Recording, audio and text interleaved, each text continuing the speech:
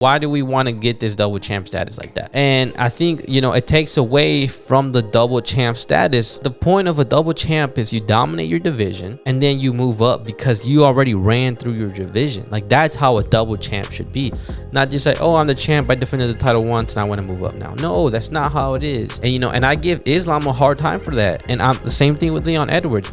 There's just no point of you moving up. You have enough people to fight at the division that you're at. You didn't want to give Colby Covington his title shot because you don't think he deserved it. But yet you think if you beat Colby Covington, you deserve a title shot at 185.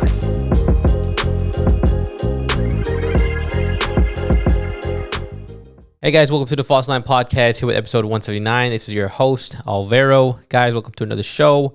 Hope you guys are having a great Friday. I hope you guys had a great week. On today's episode, we're going to talk about UFC. We got Tony Ferguson. We have Shakur Stevenson fighting or fought yesterday.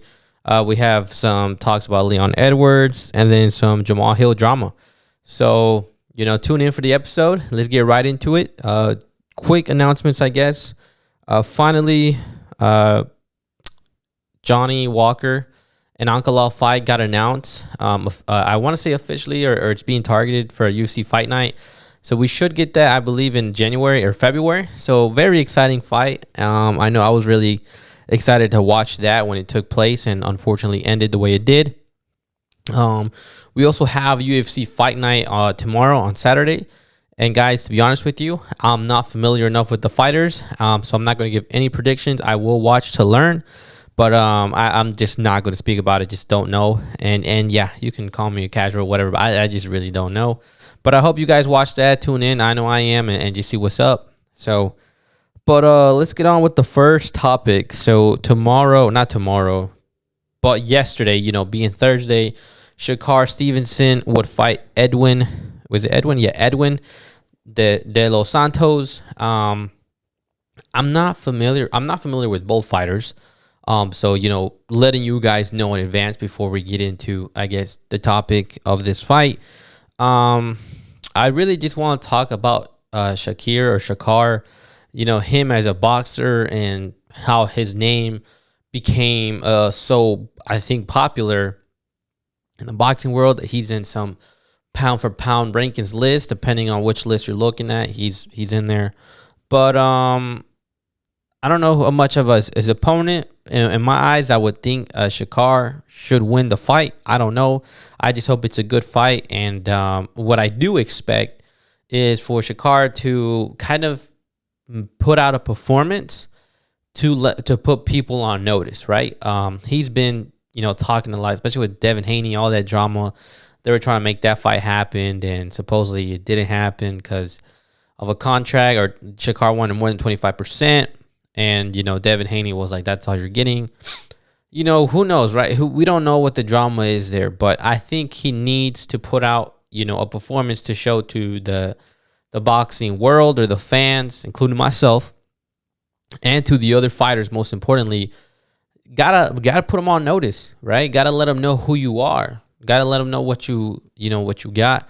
And, a lot of real boxing fans probably like, oh, he already showed. And maybe he did, right? But since from his last fight, which I don't remember when it was I don't know when that took place, to now, he's been so loud, right? Like, vocally on social media with Devin Haney, Teofimo, just all these potential matchups. He was calling out Lomachenko and how supposedly Lomachenko ducked Shakur. I don't know if that's true too, but all this stuff is out there. And like I said, he blew up just kind of talking, calling everyone out, saying all these things. And I don't know if he's trying to play a character or if he's really trying to fight these guys and, really do something. But, for me, from my perspective, I'm like, okay, like this guy's talking a lot. This guy's calling out a lot of people. This guy's saying that, Devin's this, Devin's that, he's saying that Loma's ducking him, things like that. And for me, I'm just like, well, Devin Haney, I think would beat you. I think Lomachenko would beat you. But, I really don't know how good is Shakur, if I'm being honest. So, if when Thursday happens, for me right now, it would be tomorrow, and he just goes in and puts on a master class, I'm like, oh, okay, like you're pretty good, bro. Like you know, and I don't box, right? But when you look at it and you put them in that category of elite fighters, I'm like, okay, like you can box with those guys, with Devin Haney, Lomachenko, Tefimo, Javante, Ryan, you know, those guys. You can, you know, you can potentially have a fight with those and make it, you know, competitive. But I personally, I really just don't know. And like, if someone's chirping, someone's talking, I want to see that person get put in very difficult situations. So for Shakur, I would want to see him get put in a difficult situation where he has to face adversity, you know, whoever he's fighting, and, you know, come on top of that. And that's it. And I think his opponent on Thursday is not the hardest opponent, but it's definitely a test. So we'll just have to see, you know, and see what he can bring, and really just leave a performance where, you know, whoever's next, right? Whether it's Devin Haney, whether it's Lomachenko, Tefimo, Gervonta Davis, Ryan Garcia, you know, where one of those guys see your fight and be like, I want Shakur next, you know, and I think that's the fight that he needs to do. Like, he needs to sell himself, I think, in this fight to get that big fight, get that big payday. Now, the Devin Haney and Shakur fight were supposed to happen, you know, allegedly, or it was rumored. Devin Haney went out publicly and said that he offered Shakur the fight, 25% of the purse, and Shakur didn't want that. And he went on and also explained, like, when he fight Kambosos, he took the same deal. He took a 25%, went over to the UK and fought George, got the belt. It was in the contract, so he had to go fight him again. Obviously, now as a champion, I believe his purse was higher. Excuse me. So, you know, if that's true, and Devin Haney's team did offer Shakur the fight, then I'll be like, bro, like, you should have took that fight. You know, and if you're really him, you'll take a small purse for your first fight, become undisputed, become champion, and then you make the rules around here. And that's how I think it should work. But, you know, and this is the problem with boxing. Like, we don't know what's true. I mean, really any sport. You know, when it comes to contracts, negotiations, like, we just don't know what's true and what's not. And as a fan, you know, I can say, like, oh, Shakur should took the fight, you know, but it may not even be true. So who knows? But I really just hope Shakur Stevenson makes a big fight, makes a statement, and puts himself on the map and lets these fighters know, hey, I'm coming for y'all, and I'm the real deal. You know, I haven't seen enough from Shakur where I'm just like, bro, you're a beast, whatever.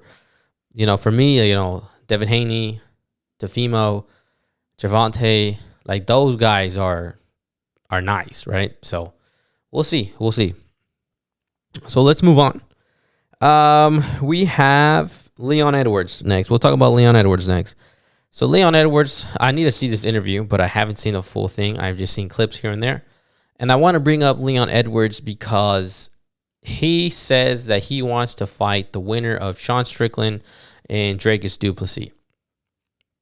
So, and I have a big problem with that. You know, like, why is Leon wanting to fight somebody outside of his division? And he said there's no one in his division that, you know, good enough for him to fight. And I'm like, bro, that's bogus. And I'm just not a fan of that, right? I gave Islam Makhachev a lot of shit for wanting to move up. He wants to fight Leon Edwards. And now Leon Edwards talking about how he wants to move up. And it's just like, why do we want to get this double champ status like that? Why? And I think, you know, it takes away from the double champ status. I guess, like, what is it called? It just takes it away, you know? Like, the point of a double champ is you dominate your division and then you move up because you already ran through your division. Like, that's how a double champ should be. Not just like, oh, I'm the champ, I defended the title once and I want to move up now. No, that's not how it is. And, you know, and I give Islam a hard time for that. And I'm the same thing with Leon Edwards. There's just no point of you moving up. I don't see it. You have enough people to fight at the division that you're at. You didn't want to give Colby Covington his title shot because you don't think he deserved it. But yet you think if you beat Colby Covington, you deserve a title shot. at 185. I don't see that. You know, and I like Leon Edwards. I'm a huge fan. But you just can't jump up weight classes. Like, it just doesn't work that way, you know? So, and there's a lot of people that he could fight at his weight class. And I'm going to run that list with you guys. So, Leon Edwards, we all know he fought Belal Muhammad, and that ended in a no contest. He fought Nate Diaz, beat Nate Diaz. He got rocked in the 5th. And I'm not really sure who else he's fought, but let's see. So Kamaru Usman's ranked number 1, which he's beat twice already. Then there's Belal Muhammad, which he's fought, but it didn't finish. It was a no contest, which I think that fight should happen eventually. I'm not a fan of Belal Muhammad, but I'm not going to deny that he is a contender, and there's no reason why Leon needs to look past him and just decide to move up. So there's Belal Muhammad, you know, at rank 2. Then there's Colby Covington, who he's fighting. There's Gilbert Burns. That's a really good opponent too, and I think that's someone that can give you a run for your money. And then on top of that, we even have Shavkat Rakhmonov. I can't say his last name. Rakhmonov. You know, we have him as well. You know, and that's just 1 through 5. Kamaru Usman, you already beat. And then you have Colby Covington, who you're about to fight. So there's still Belal Muhammad, Gilbert Burns, and Shavkat. Like, you have 3 solid opponents after Colby Covington if you beat Colby Covington. Why are you looking past that division? Like, why? And I can't think of any other reason besides the fact that he wants to establish the double champ status, you know? And it's just annoying, you know, as a fan, because it's just like, bro, stay in your division. Run the division. Where there's no one else. Kamaru Usman did it. Israel Adesanya did it. Khabib did it. You know, Volkanovski's doing it. Like, those are real champions in their divisions that we all respect in the UFC. As much as, you know, the UFC can be hated and being toxic, we respect those champions because they stay in their division and they defend their title and they're still champions. You know, besides Kamara, he's been the only one to lose it, or he lost. No. I'm sorry. Besides Israel Adesanya, he's been the only one to lose it and then win it back. So, and he ran through his division. So yeah, you know, I like Leon, but Leon, you know, stay in your division, bro, and establish greatness in your division. Kamaru Usman has been a dominant champ for a long time. He's never thought about moving up. He's never talked about moving up. He's fought in everybody, you know, at his division. And that's why we all loved Kamaru, because he's a bad man. And he's the real deal. And that's all we want from Leon. That's all we want from a champion. And that's what's expected from a champion. We don't expect the UFC champion to win the title, maybe defend it once or not defend it at all, like in Islam's case, and then just start talking about moving up. And it's just like, bro, no, like, don't move up. Be a dominant champ and just stay in your lane. And once you get bored of your division, move up. So that's the first thing that he said that I was like, man, come on, man. Like, no. And for Sean and Drake du Plessis, like, if that fight doesn't make any sense for them, right? You know, Sean has just became champion. If Drake du Plessis becomes champion, why would you want to fight somebody who's coming up a division? Because, you know, was it 185, if I'm not mistaken, or 180, whatever it may be, that division stacked. So I just don't see the point of these people moving up. Same thing with Makhachev. 155 is stacked. 145 is stacked. 135 is stacked. Like, why do we got to move up divisions when your own division stacked? Just saying. So that's that. What is it? Is this the last thing already, bro? Oh, no. Leon Edwards also in the interview a little bit about the Ian Gary drama. I'm not too familiar with the drama itself or like what happened, but all I know is that Ian Gary got kicked out the same gym that Leon trains in, and everybody was talking shit like, oh, like Leon's getting his ass whooped and that's why he got kicked out and da da da. And it's crazy because the response from Leon was like calm and like chill. And then it came out like, you know, coaches and then finally Leon. But it was like, no, it was more of, you know, Ian style, his attitude and everything like that. And then Leon Edwards says, you know, like, we just don't like people like that in the gym, you know, who wants to be the heel, who wants to talk shit, aggressive, being late, you know, a little like not ruthless, but mean kind of attitude. Like just that snobby or not shitty, but that type of athlete attitude. And he just said that gym's, it doesn't fall with their values and things like that. So had to let him go. And for me, I'm like, it makes sense. It makes sense. And it has nothing to do with, and Leon made it pretty clear, like, it has nothing to do with us being in the same division and things like that. And they even asked him, you know, I heard that, you know, because Patty the baddie said that Leon Edwards knocked out Ian Gary in training. And that's how this all drama started. And then Leon Edwards goes out and confirms, he says, no, I never knocked him out. And that to me is just like, he's being honest. He's being chill about it. He's like, hey, I never knocked him out. He just, the way he goes about himself, it just doesn't fall align with our gym. And I was like, yeah, man, more power to you, man. Do what you got to do. So I'm a fan of Leon, and I want Leon to stay at his division and do good and just dominate. That's it. That's all I want from Leon Edwards. So he's fighting soon, real soon, in a few weeks, actually. So it's going to be fucking exciting. All right, last thing on the list. We got, it's not the last thing. Awesome. Okay, we got Tony Ferguson training with David Goggins. I see a lot of people, you know, last week came out videos that he was training with David Goggins, Daddy Goggins, in my book. But I think it's good. I think it's awesome. And to talk about David Goggins and what I know about David Goggins, I've been listening to David Goggins since 2018, I think. First heard him on a Joe Rogan clip. Went on and listened to his podcast. And then went on and bought his book, listened to the audio book. And I read some of the book and read the audio book and just kept listening to his podcast. And then from there, just kind of like read chapters here and there, heard chapters here and there, saw his clips here and there when I needed some motivation. He was at my alarm at one point. And listened to his second book. It was fucking awesome. And that's just kind of how I got introduced to David Goggins. And he, you know, personally helped me just kind of have that attitude a little bit. Not exactly like I don't work out every day, nothing like that. But I do give myself a hard time, you know, like, man, you need to work out. Man, you need to do this. You need to do this. And, you know, I give myself a hard time. I'm on my ass about certain things. And it's all because of David Goggins. So I do know a little bit about David Goggins. I wish I would meet him in person one day, but he is, you know, the definition of a hard ass man. Like, for real. Like, this dude is on a different level. I don't know how he does it, being the age that he is. So it's just unbelievable. And for people that don't know David Goggins, and I don't know if anyone says anything bad about David Goggins, but, you know, if you haven't listened to David Goggins, you got to check him out, man. He's awesome.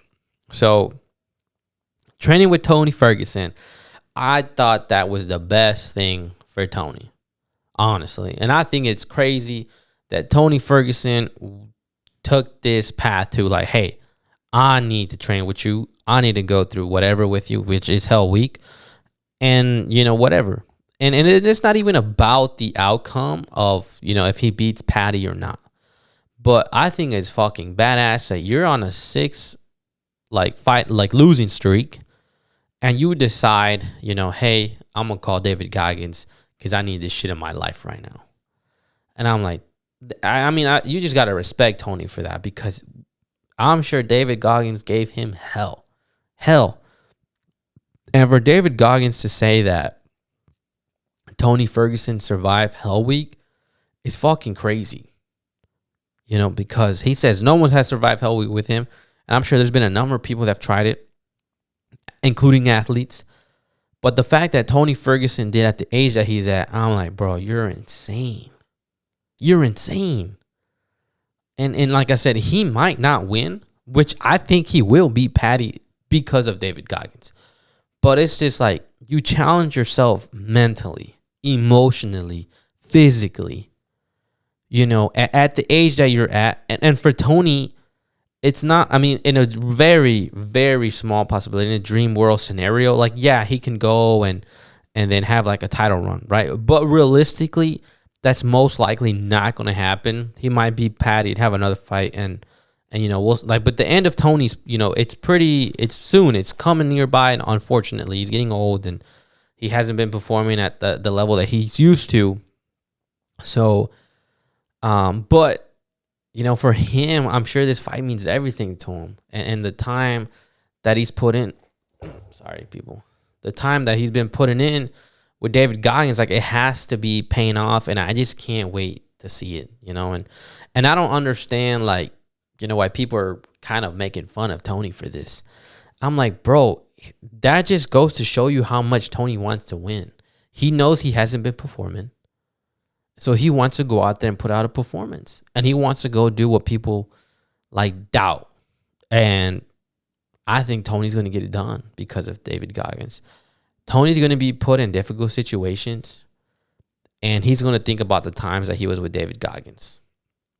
I know you're not getting hit in the face, shit like that, but I'm like, bro, if David Goggins put you through hell and you survived, you telling me you can't survive against Patty, who arguably lost against Jared Gordon?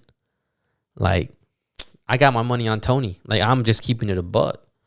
If I'm not mistaken, Tony's last fights have been elite fighters. Michael Chandler.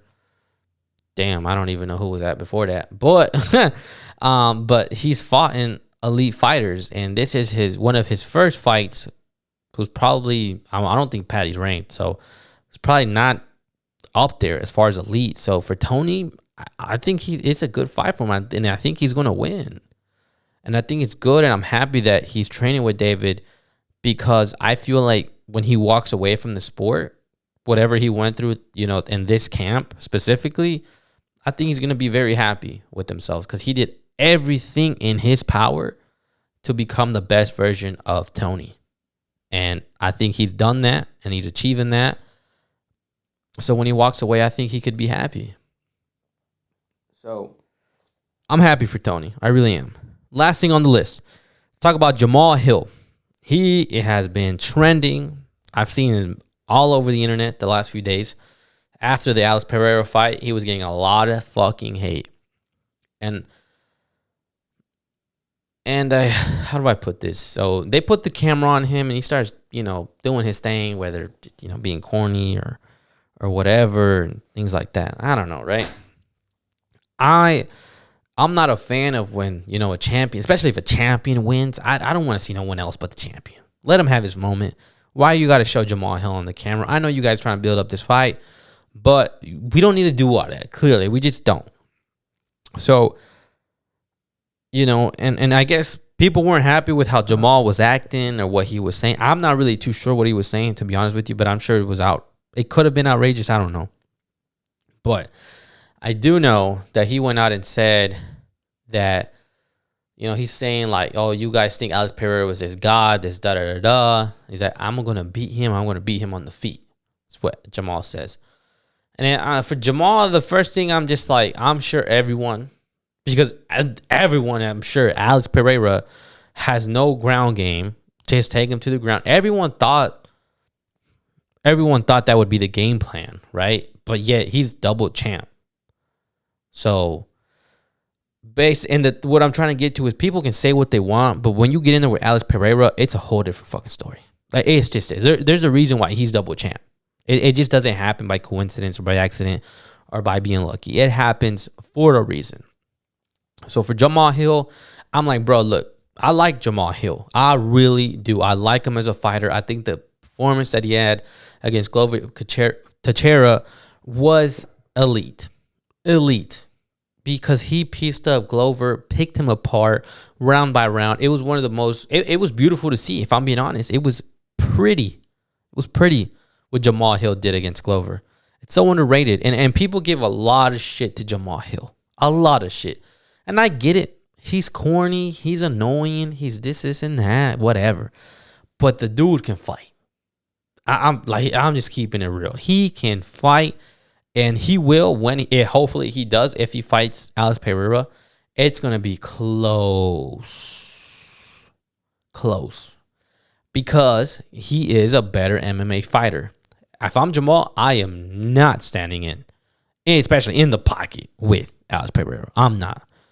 I'm pick whatever he did with Glover is what he needs to do with Alex, and that's gonna pick him apart round by round and have an elite performance. That's how you're gonna beat Alex, not by going in there and trying to scrap with him. Yuri was having a decent game plan and was having a lot of success, but I don't know if he got too confident or what happened, but he got caught. And that's the thing, you can't get caught with this guy. You can't, because in one punch, it's all over for you. That's what happened to Izzy. That's what happened to Sean. That's what happened with what's his name, Yuri. Like that's what happens. So, I can't wait to see Jamahal back in the ring, and I'm a little like, bro, chill. And I think Jamahal Hill, I don't know if he's playing a role here, but I like what he's doing. I like that he's getting all these people riled up, because a lot of people, I don't know why people sleep on Jamahal, and maybe it's just because he's annoying, but the dude is a beast. And as much as I would want to see him fight Alex, him against Yuri would be fucking insane. And I said that he would beat Yuri. I think the same thing. I think Jamahal Hill, in my opinion, is the best lightweight right now. I know he's hurt, but I mean, think of all the aspects of fighting. Who else is better than Jamahal Hill? Yuri Prochazka comes close, very close, and that's why I would love to see that fight. But I hope he does fight Alex Pereira or whoever he fights, but I know he's not losing. So, and I agree, Jamahal Hill is annoying sometimes, and he can be a little corny, or I don't know. I just don't know what he be trying to do. So, but he can fight, and it's going to be very funny and interesting if he does become champion, because he's going to be a hated champ, but that's what gets the views, man. So I hope you guys enjoyed the episode. Yeah, just have a good weekend. Like, share, subscribe, and peace.